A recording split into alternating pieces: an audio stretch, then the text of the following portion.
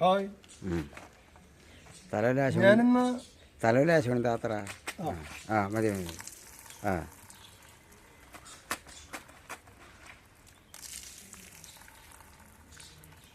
കാണാല്ലേ? ഞാനിന്ന് എങ്ങനെയാ വാഷിങ് എങ്ങനെയാണെന്ന് ഒന്ന് നിങ്ങളെ പഠിപ്പിക്കുന്നു. നമ്മൾ ഈ വാഷിംഗ് മെഷീനും ഒക്കെയുള്ള കാലഘട്ടത്താണ്. എങ്കിലും വേറെ ഇപ്പോൾ ആരുമില്ല. നമുക്കിപ്പോൾ കല്ല് മേടിച്ചു കഴിഞ്ഞാൽ ആ വൈദ്യുതി ലാഭിക്കാം. അതുപോലെ തന്നെ വാഷിംഗ് നമ്മൾ നിസ്സാരമായിട്ടുള്ളൊരു കാര്യമല്ല. ഇതിങ്ങനെ കുത്തിത്തിരുമ്പാന്ന് പറയുമ്പോൾ ഇങ്ങനെ കുറച്ച് വെള്ളം ഒഴിച്ചു കഴിഞ്ഞ് കഴിഞ്ഞാൽ ഞാൻ ഈ വെള്ളം ഇതെങ്ങനെ എടുക്കണം, ഇതിങ്ങനെ ഒഴിച്ചിട്ട് നമുക്ക് ഇതിങ്ങനെ കുത്തിത്തിരുമ്പോൾ ഇങ്ങനെ വെള്ളം ഒഴിച്ച് ഇങ്ങനെ പോകും. ഇനിയിപ്പോൾ അതല്ല, ഇതൊന്ന് ഉറക്കലക്കണം എന്നുണ്ടെങ്കിൽ നമുക്കിതിങ്ങനെ എടുക്കാം.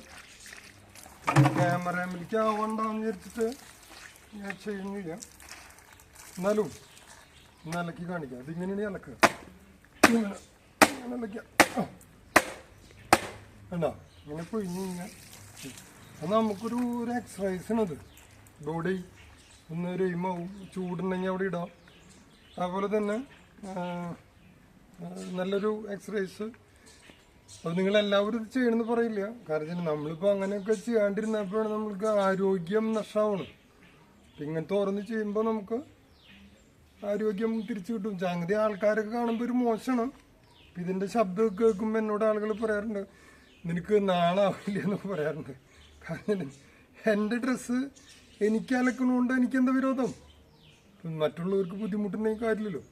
അപ്പോൾ ഞാൻ വെച്ചിട്ടുണ്ടെങ്കിൽ ഇത് കുറച്ചുണ്ട്. ഇത് അവിടെ ഞാൻ അലക്കിയിട്ടുള്ള ഡ്രസ്സുകൾ അവിടെ ഇടാറ്. ഇവിടെ നിന്ന് കാണിച്ചു. ഇത് കോട്ടൻ്റെ നല്ല ഡ്രസ്സുകളാണ്. അപ്പോൾ ഓക്കെ, താങ്ക് യു. ഇനി അലക്കാൻ പോകണല്ലോ കേട്ടോ.